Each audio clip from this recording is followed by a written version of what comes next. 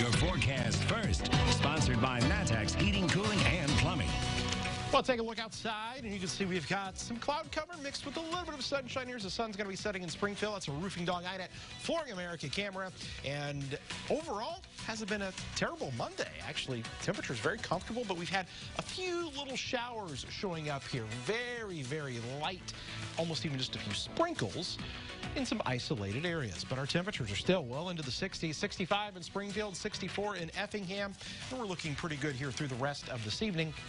We're going to watch temperatures fall back down here into the lower 50s by 11 o'clock. So some colder air in store for tomorrow, but we're going to bounce back nicely by the end of the week. We'll talk about that and the several rain chances we've got coming up. WCIA 3 News starts right now. Now from WCIA 3 News. Illinois had 350,000 people infected. And the death toll was around 23,000. The pandemic has shut most indoors, but this isn't the first time something like this has happened.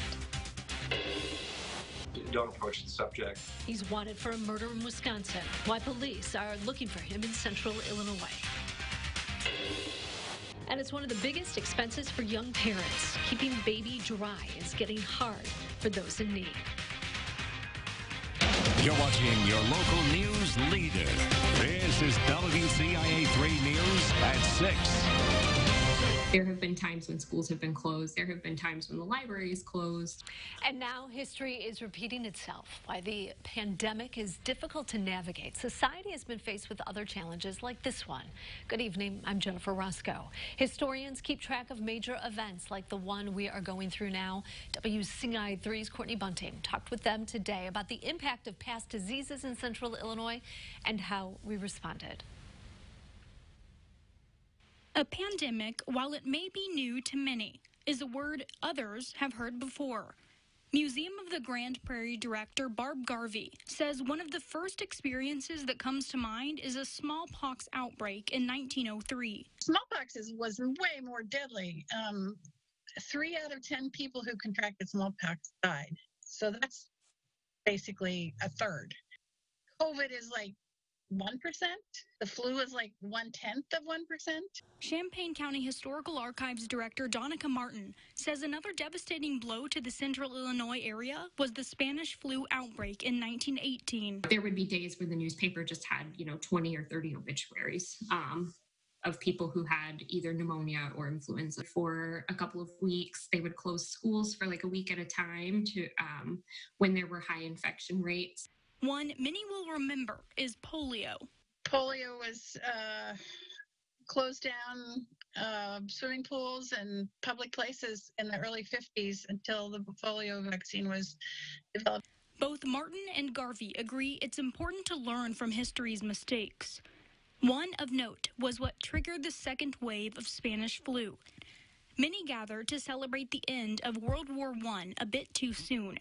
From the historic point of view, it concerns me that we might get going too fast and end up with a second peak.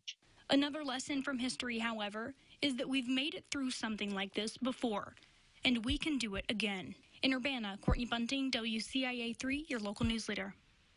One important difference from past pandemics will be how quickly a vaccine is available. For example, it took nearly 2 centuries for everyone to be vaccinated against smallpox. That second wave of Spanish flu was in the fall of 1918. It infected 350,000 people in Illinois and killed around 23,000. Ford, Vermilion, and Livingston counties are now all reporting new cases of COVID-19. Sangamon County has 4 new ones, but no new cases in Champaign County. That number remains at 95. Even better news, 62 people have recovered. As for the state, there are more than 1,100 new cases in the past 24 hours. The total now stands at almost 32,000, and it is now in 95 out of Illinois' 102 counties. Confirmed. 59 more people died, bringing the total in Illinois to 1,349. Thousands are still waiting for their stimulus checks, and that includes a Mattoon couple. Paul and Tiffany Landman filed their taxes through H&R Block. They have a card through that company called an Emerald card, and that's where their tax refund goes and where their stimulus money should be deposited. But 5 days after they were told their money should be there, it's not. we still have a world running, and this virus cannot continue to be the excuse. Like, they need to get this taken care of. This is the United States of America. It should never happen to begin with. So, and there's people much worse off than us. They now have a new date of this Friday for when they're supposed to get their money, but Tiffany says she'll see it, or she'll believe it when she sees it. To keep up to date with the latest on COVID-19, download the free WCIA 3 News app. Police in Danville are looking for a suspect after 2 men were shot and one of them died. It happened early this morning on Columbus Street. When officers got there, they found 2 21-year-old men with gunshot wounds. The Vermilion County coroner says Caleb Cordes was found unresponsive and was later pronounced dead. The other was taken to the hospital. Investigators say the 2 were together outside of a house when someone went up to them and started shooting. It's up to us, people that want to show love and want to show more compassion toward one another, that we're going to have to teach our children and young adults, about the values of life. Police aren't releasing any suspect information. If you know anything, call Crime Stoppers. Decatur police are investigating 2 men being shot there. It happened on East Walnut Street. Police say a 20-year-old and 17-year-old were both shot in the legs. Both will survive. No word on whether police have a suspect yet. And U of I police are looking for a man charged with a murder that happened in Wisconsin last month.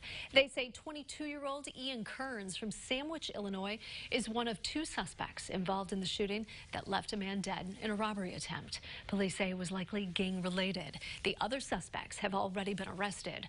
Kearns made his way to the Champaign-Urbana area after the shooting.